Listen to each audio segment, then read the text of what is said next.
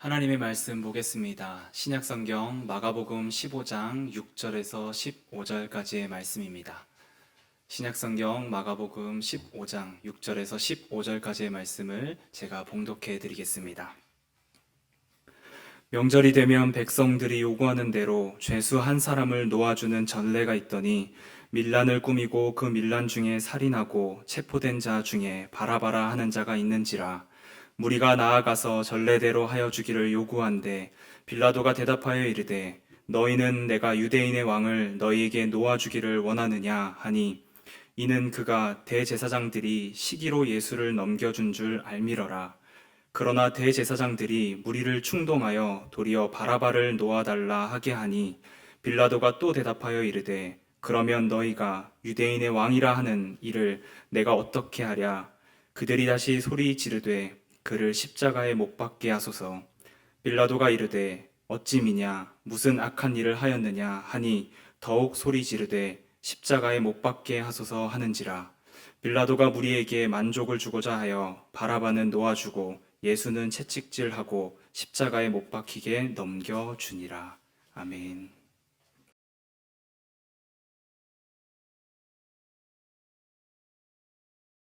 오늘도 예배하는 우리 성도님들의 삶과 가정에 놀라운 구세주 주님의 은총이, 평강이 여러분들 위에 깃들이기를 소망합니다. 우리는 예수님을 믿는 사람들을 그리스도인이라고 부릅니다. 그런데 이 그리스도인이라고 하는 호칭은 내가 교회를 다니는 사람이다라는 정체성만을 밝히는 단어는 아닙니다. 그리스도인이라고 칭할 때에 그 안에는 나는 세상의 방식과 다른 예수님의 길과 방식을 선택하는 사람이다 라는 그 고백이 그 안에 담겨져 있습니다. 따라서 그리스도인이라 함은 예수님께서 걸어가셨던 길과 방식을 따라 그 길을 걸어가고 그 방식을 선택하는 사람들을 의미합니다. 성경은 예수님께서 공생의 3년간 걸어가신 길과 사역에 대해서 크게 세 가지로 요약해 주고 있습니다. 마태복음에서는 이 부분을 한 절로 잘 요약해서 나타내고 있는데요. 이렇게 말해주고 있습니다. 예수께서 온 갈릴리에 두루 다니사 그들의 회당에서 가르치시며 천국 복음을 전파하시며 백성 중에 모든 병과 모든 약한 것을 고치시니. 예수님의 세 가지 핵심 사역을 한 문장으로 잘 표현을 했는데요. 하나는 회당에서 가르치셨다. 두 번째는 천국 복음을 전하셨다. 세 번째는 약하고 아픈 것들을 고치셨다라고 예수님께서 이 땅에서 공생애를 하실 때 하셨던 사역에 대해서 분명하게 우리에게 알려주고 있습니다. 이 세 가지 사역은 그 당시를 살아가는 사람들에게 가장 필요한 일이었고 또한 귀한 사역이었습니다. 따라서 예수님의 사역을 말할 때 이 세 가지를 빼놓고 우리는 말할 수 없습니다. 그러나 오늘 우리가 살펴볼 사도신경의 그 예수님의 사역에 대한 부분을 우리가 이제 봐야 하는데, 이 사도신경의 예수님의 사역에 대한 그 부분에서 오늘 우리가 살펴본 예수님의 이 세 가지 사역을 언급하지 않고 단지 한 줄 본디오 빌라도에게 고난을 받으셨다라는 표현으로 예수님의 사역을 압축해 놓고 기록해 두고 있다는 것입니다. 여러분들도 한번 사도신경 외우실 때 이 부분을 한번 집중해서 잘 보시면 좋겠습니다. 예수님의 탄생에 대한 부분이 있고요. 예수님이 십자가에 못 박혀 돌아가셨다라는 부분이 있는데, 그 사이에 들어와야 되는 것은 예수님께서 그러면 이 땅에서 어떠한 사역을 하셨는가, 그 사역에 대한 부분을 언급해야 되는데, 그 부분을 차치하고 그 부분 안에 들어가 있는 본문이 뭐냐면 본디오 빌라도에게 고난을 받으사, 이 부분이 예수님의 사역 부분을 차지하고 있다는 것입니다. 아마 이 부분을 아무 생각 없이 지나칠 수 있겠지만 예수님의 생애 전체를 들여다볼 때 분명 의문점이 생기는 부분입니다. 저도 지난 몇 주간 이 부분을 놓고 왜 예수님의 사역 대신 본디오 빌라도에게 고난을 받으셨다 하는 이 문구를 그 부분에 집어넣었을까? 계속해서 이 부분을 가지고 묵상을 하였습니다. 묵상을 하던 중에 이 문구가 가지고 있는 아주 중요한 그 의미 하나를 발견했습니다. 그 의미를 발견한 지점은 본디오 빌라도라고 하는 그 이름에서입니다. 여러분들도 알다시피 본디오 빌라도는 예수님 당시에 유대 총독으로 서기 26년부터 36년까지 수리아 지역의 총독으로 재위했던 인물입니다. 이 역사가 요세푸스는 빌라도를 황제에 대한 충성심이 높고 자신의 업적을 위하여 유대인들에게 조세를 걷어 수로를 건설하였던 인물이며 성전 금고의 자금을 마음대로 사용했던, 그래서 유대인에게 미움을 받았던 인물로 평가하고 있습니다. 하지만 이러한 정치적인 야망과 권력에 대한 욕심이 빌라도에게는 있었지만 예수님을 만나보고 난 후에 빌라도는 예수 그리스도를 무죄로 사면하고자 하는 노력을 꽤 했던 인물로 성경에는 나타나고 우리에게 보여주고 있습니다. 빌라도의 아내 역시도 자신이 보았던 꿈을 이야기하며 빌라도에게 예수님을 놓아줘야 한다라고 권면합니다. 빌라도는 이러한 점을 수용하여 예수님을 놓아주려고 애를 쓰고 그러한 마음으로 예수님께 질문을 하기도 하고 그러한 시도를 합니다. 이러한 빌라도의 입장에서 보면 지난 1600년간 자신을 악의 화신처럼 사도신경을 외울 때마다 모든 그리스도인들이 본디오 빌라도에게 고난을 받으셨다, 예수님이 본디오 빌라도 당신 때문에 돌아가셨다 하고 언급하는 내용이 자뭇 속상하고 억울하다라고 느껴질 수 있습니다.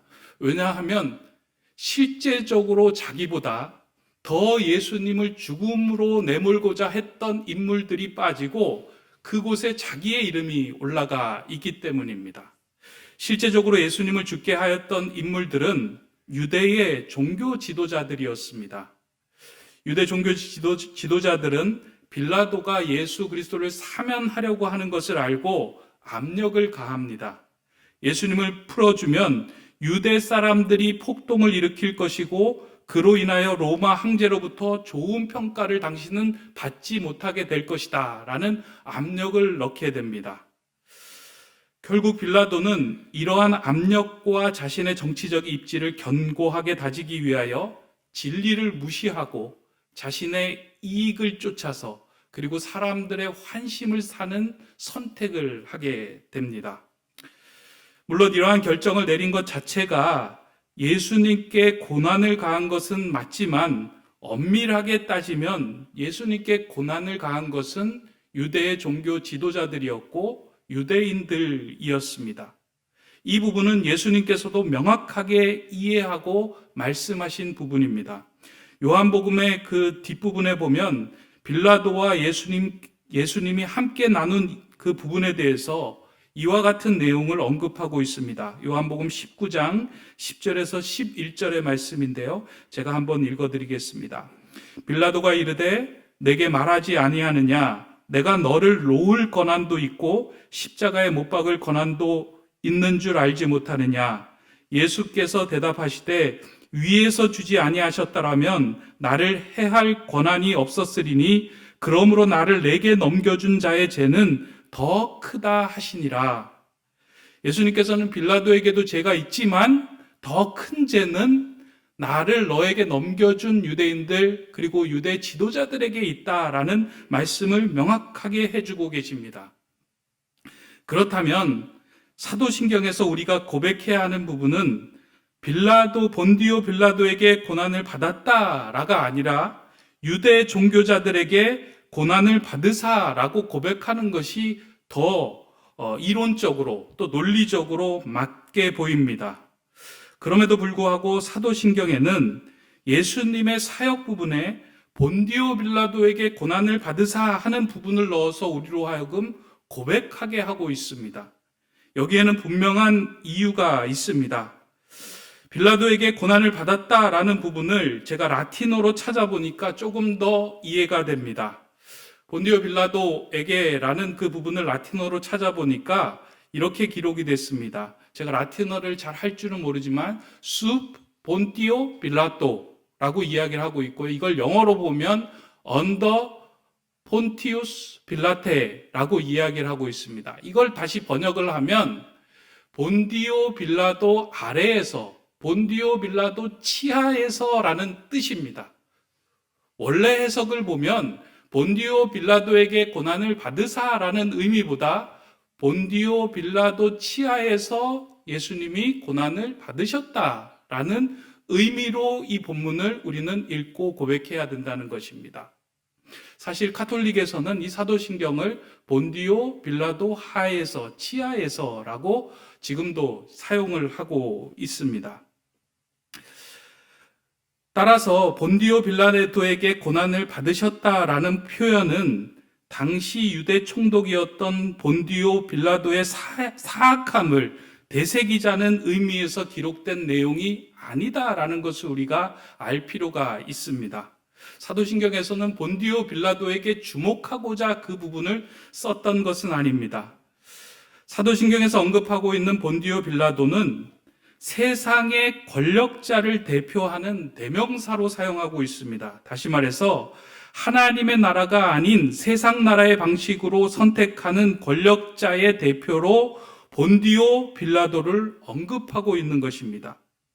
본디오 빌라도라고 칭하면은 진리인 줄 알면서도 자신의 이익과 상충될 때 진리보다 이익을 택하는 자, 진리보다 이익을 택하는 길에 선 사람, 그것을 의미하는 내용이 담겨져 있습니다. 따라서 본디오 빌라도 치하에서 하나님의 방식과 뜻대로 살아가는 예수님의 사역과 삶은 고난의 삶일 수밖에 없게 됩니다. 설교 앞부분에서 말씀드렸듯이 그리스도인이라고 하는 말에는 그리스도의 길과 방식을 따르는 삶, 그런 의미가 담겨져 있다고 말씀을 드렸습니다. 예수님을 따르는 길과 방식은 세상의 방식과는 분명히 다릅니다. 그러다 보니 세상의 권력을 잡고 있는 세력과 구분이 됩니다. 그 다름으로 인하여 고난을 경험하게 됩니다. 따라서 예수님의 사역을 본디오 빌라도에게 고난을 받으셨다라는 한 줄로 요약한 것은 이 땅에서 예수님이 행하셨던 사역과 삶은 본디오 빌라도의 삶이 아니라, 본디오 빌라도를 따르는 삶이 아니라 하나님의 뜻과 방식을 따르는 온전한 삶이었음을 드러나고 나타내주는 본문이다라는 겁니다. 예수님께서 사역을 시작하시기 전에 제자들에게 그 처음으로 산 위에서 하셨던 그 설교가 있습니다. 우린 산상보훈이라고 이야기하기도 하고 산상설교라고 이야기를 하는데요. 그 첫머리에서 그리스도인이, 그러니까 예수를 따르는 제자들이 이 땅에서 어떻게 하나님 나라를 이루어가기 위하여 복된 삶을 살아갈 수 있을까? 그에 대해서 8가지의 이제 복에 대한 말씀을 합니다. 그리고 난 후에 제일 마지막으로 8번째 복으로 하셨던 말씀을 여러분들도 기억하실 겁니다. 마태복음 5장 10절의 말씀인데요. 예수님이 이렇게 말씀합니다. 의를 위하여 박해를 받은 자는 복이 있나니 천국이 그들의 것임이라. 앞서서 심령이 가난한 자는 복이 있나니부터 시작을 해서 7번째 복까지 어떻게 하나님 나라를 이루어갈 수 있을 것인지를 쭉 말씀하시고 난 후에 그것을 마무리하는 복으로 이야기하신 말씀이 8번째 복인데, 의를 위하여 박해를 받은 자는 복이 있나니 천국이 그들의 것입니다. 예수님을 따르는 삶에는 박해와 고난이 있고 그 박해와 고난을 경험하는 자가 복이 있는 사람이다라고 말씀하시고 있는 것입니다. 이 말씀을 들으면 잘 이해가 되지 않습니다. 여러분들 잘 이해가 되십니까? 고난과 박해를 받는 자가 복된 삶이다. 잘 받아들여지십니까? 우리는 예수 그리스도를 믿으면 고난과 박해를 피하고 평탄과 기쁨의 길을 걷는 것을 복이라고 생각하는데 예수님은 그렇게 말씀합니다. 고난과 박해를 받는 사람, 의를 위하여 그 핍박을 받는 자의 선 사람이 복이 있는 사람이다 라고 분명하게 말씀합니다. 예수님은 예수를 믿으면 고난과 박해로부터 벗어나 평안과 기쁨을 누린다라는 말씀을 하신 것이 아니라 오히려 박해와 고난을 받는 삶이 복된 삶이고 그 삶을 통과한 자만이 하나님의 나라를 소유하게 된다라고 말씀하십니다. 이 말씀과 맥을 같이 하는 것이 오늘 우리가 살펴본 본디오 빌라도에게 고난을 받으사라는 표현입니다. 하나님의 뜻을 이루는 삶에는 반드시 고난이 뒤따릅니다. 세상의 방식은 자신의 이익이 된다고 하면 진리를 포기하는 것이 세상의 방식입니다. 나의 이익과 진리가 상충하게 될 때 진리를 택하는 것이 아니라 이익을 택하도록 하는 것이 세상의 방식인데, 하나님의 뜻과 방식은 진리와 나의 이익이 충돌될 때 나의 이익을 포기하고 진리를 붙드는 것, 그것이 그리스도의 방식이다. 그리고 그런 삶을 통해서 우리는 이 땅으로부터 고난을 경험하게 되고 그 고난은 결국 우리로 하여금 하나님의 영광에 도달하게 된다라고 예수님은 설명합니다. 따라서 본디오 빌라도에게 고난을 받으신 예수님을 믿는다라고 사도신경을 통하여 고백할 때 그 고백에는 나는 예수님이 고난을 받으셨음을 기억한다라는 그 의미가 있는 것이 아니라 나도 예수 그리스도처럼 나의 이익과 진리가 상충되는 시점에서 이익을 붙드는 삶이 아니라 이익을 포기하고 진리를 따르는 그 고난의 삶을 나도 따라가겠습니다 라고 고백하며 선포하는 의미가 이 안에 담겨 있다는 겁니다. 이 구절을 여기까지 묵상하게 되면, 이 구절을 놓고 여기까지 묵상하게 되면 우리의 마음에 떠오르는 질문이 있습니다.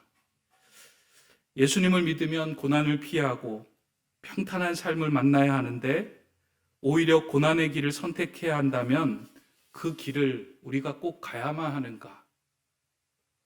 그렇잖아요. 우리가 예수 믿고 평탄해지고 행복해지고 기쁨의 길을 걸어가야 하는데 예수 믿는 그 길이 고난이고 아픔이고 박해의 길이라면 뭐하러 예수 그리스도를 믿겠습니까?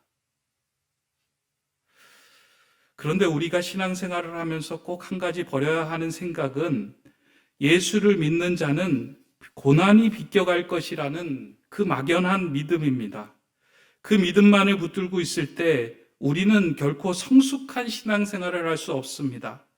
예수님은 우리로 하여금 고난을 비켜가는 삶을 보여주지도 않으셨고 본디오 빌라도의 치하에서 타협을 하며 평안을 누리는 것이 복된 삶이라고도 말씀하지 않으셨습니다. 오히려 빌라도 치하에서 타협하지 않고 진리의 길을 끌어안고 고난을 선택하는 것이 복된 삶임을 우리에게 보여주며 그 길을 걸어가셨습니다. 그렇게 예수님의 사역을 한 문장으로 본디오 빌라도에게 고난을 받으사라고 표현한 것은 아주 적합한 표현입니다. 예수님의 여러 가지 사역을 다 뭉뚱그려서 예수님의 삶은 빌라도의 길이 아니라 하나님의 뜻을 따르기 위하여 고난을 감수하는 길이었다. 그러면 그리스도를 따라가는 우리의 삶은 나의 이익을 따르는 그 삶을 내려놓고 진리를 택하는 삶을 살겠다라고 선포하는 메시지가 이 고백 안에 담겨져 있는 것입니다. 목회를 하는 목회자의 입장에서 따라가야 할 좋은 선배 목사님을 만나는 건 참 귀한 일이고요. 좋은 롤모델 목회자를 만나는 건 참 귀한 일입니다. 어떠한 목회를 보고 배우느냐에 따라서 그 길을 자연스럽게 따라가고 걸어갈 수 있는 용기를 얻기 때문입니다. 저는 이제 높은뜻 교회에서 벌써 20년 동안 이제 높은뜻 교회 안에서 목회를 하면서요, 좋은 목사님들을 참 많이 만났습니다. 그러니까 믿음의 신앙의 롤 모델이 될 만한 많은 목사님을 만났는데요. 그 목사님들로부터 좋은 영향을 많이 받았습니다. 우리 높은뜻 교회가 목회 철학이 한 가지가 있다면 하나님이 주인 되시는 교회라는 목회 철학을 표방하고 그리로 쫓아가기를 위해서 애를 쓰는 교회입니다. 그런데 그냥 이 목회 철학과 이 표현을 그냥 내세우고 교회에 걸어놓고 목회하는 것이 아니고요. 정말 목회자 한 분 한 분의 삶과 그의 목회를 들여다보면 이 목회 철학이 그 마음의 삶의 목회에 그대로 녹아있는 목회를 하는 모습을 많이 보았습니다. 하나님이 주인 되시는 교회라는 목회 철학에 따라서 언제든지 자리를 내어주고 더 낮은 자리로 내려가는 모습을 선배 목사님으로부터 배웠습니다. 공성이 불거, 이 노자의 말처럼 공을 세웠지만 그 자리에 머물러 있지 않고 내려놓는 모습 속에서 제가 걸어가야 하는 길도 보았습니다. 교회를 분립하고 큰 교회의 자리를 내어주고 보다 낮은 곳으로 나아가는 그 모습, 그것은 쉬운 결단이 아닐 것입니다. 그 자리는 영광의 자리가 아닌 고난의 자리임에도 불구하고 그 길로 나아가는 모습을 많이 보고 배웠습니다. 예수님의 길을 따른다는 것은 영광의 자리에 선다는 것이 아니고요. 고난의 자리를 통하여 영광의 자리로 나아가는 것을 의미합니다. 우리 교회 이름 앞에 높은 뜻이 붙었다라는 것은 어떤 브랜드나 자랑할 만한 이름이 붙었다는 것이 아니고요. 우리도 그와 같은 삶을 살겠습니다라고 선포하는 의미예요. 나의 이익과 진리와 예수 그리스도의 삶이 상충될 때 나는 내 이익을 선택하며 평탄한 길을 따르지 않고 고난이 될지라도 주님의 길을 따르겠습니다 하는 것이 이 높은 뜻이라는 이름 안에 담겨져 있고 우리도 그것에 동의합니다 하는 내용으로 우리의 자신을 표방한다라는 것입니다. 이러한 결단을 할 때 자연스럽게 따라오는 것이 고난입니다.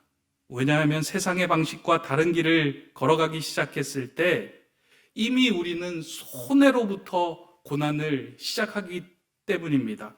또한 그러한 모습을 보고 세상은 박수를 보내는 것이 아니라 먼저 평가를 하고 질책을 하기 시작합니다.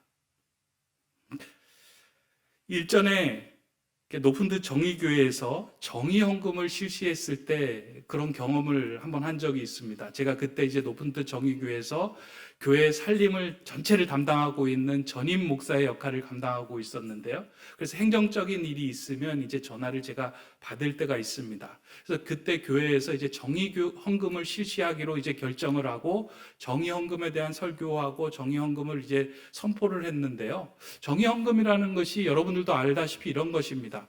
교회에 와서 교인들이 헌금을 하고 구제 헌금을 하고 난 후에 내가 할 일을 다 했다. 나는 그리스도인으로 그리스도인답게 사는 삶을 살았다라고 만족하지 말고 실제적으로 우리의 주변 속에서 어렵고 힘든 사람을 내 손으로 좀 도와보자.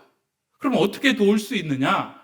주일에 헌금하는 거 교회 헌금하지 말고 그 헌금을 붙들고 기도하면서 어떤 어려운 사람들이 힘들고 또 이렇게 도움을 원하는지 그 사람을 보고 그들에게 주님의 이름으로 전달하자 하는 훈련으로 시작을 했습니다. 그리고 이것을 더 적극적으로 실시하고자 어떠한 방식을 택했냐면 헌금함에 이제 뚜껑을 다 덮어버린 거예요. 세 번째 주는 헌금을 하지 말자. 그리고 그 헌금을 붙들고 세상에 나가서 도움을 주는 삶을 살자. 이게 얼마나 귀합니까? 이런 일을 하면 박수를 받을 줄 알았는데 그 선포를 하고 난 다음에 이제 몇몇 교회 목사님, 어른 목사님 그리고 몇몇 교회로부터 전화를 받게 된 거예요. 너희 교회야 재정이 튼튼해서 그런 일을 해도 문제가 없겠지만 세상에서 주목받는 교회들이 그런 일을 하면 어떻게 되겠느냐? 헌금함 덮는 것이 하나님이 기뻐하시는 일이겠느냐? 헌금 없는 주일 선포한 거 취소로 돌려라. 그런 이야기를 막 하더라고요. 어떻게 보면 하나님의 뜻을 하기 위해서 한 교회에서 애쓰고 노력했던 일임에도 불구하고 이렇게 질책을 하는 경험을 하면서 마음속으로 그런 생각을 했습니다. 교회가 뭔가 옳은 일을 할 때는 세상이 질책하는 게 아니라 가장 그 교회와 비슷한 종교인들이 질책을 하는구나. 성경의 역사에서도 보면 그렇지 않습니까? 초대교회 성도들이 주님처럼 살려고 애를 썼을 때 그들을 박해했던 인물들은 하나님을 믿는 유대인들이었습니다. 예수님께서 하나님의 뜻대로 살아가고자 이 땅에서 하나님의 뜻과 길을 쫓아 달려나갔을 때 예수님의 길을 막고 십자가에 내준 사람은 전혀 이방인들이 아니었어요. 하나님을 모르는 사람이 아니라 종교인들이었습니다. 그러나 이들이 믿는 하나님은 예수 그리스도가 믿는 하나님이 아니라 본디오 빌라도의 하나님이었습니다. 다시 말해서 이익과 진리가 상충했을 때 언제든지 진리의 편에 서는 것이 아니라 나의 이익 편에 서는, 나의 이익을 위해서 새겨놓은 우상과 같은 하나님을 믿기 시작할 때는 누군가 주님의 길을 따라가는 그 모습이 불편하게 느껴지는 거예요. 어느새 우리가 믿는 하나님이 그리스도의 하나님이 아닌 빌라도의 하나님으로 조금씩 기울어져 가고 있습니다. 예수 그리스도를 믿으면 고난의 길이 아니라 평탄과 축복과 복이 넘치는 길이다 라고만 생각을 합니다. 그렇게 이 세상에서 이익과 진리가 상충될 때 고난의 길이 아닌 나의 이익과 평강의 길을 선택하고 있습니다. 지금 사회에서 일어나는 많은 부정과 투기의 현장을 보면 그 안에 분명히 그리스도인이 들어있을 것입니다.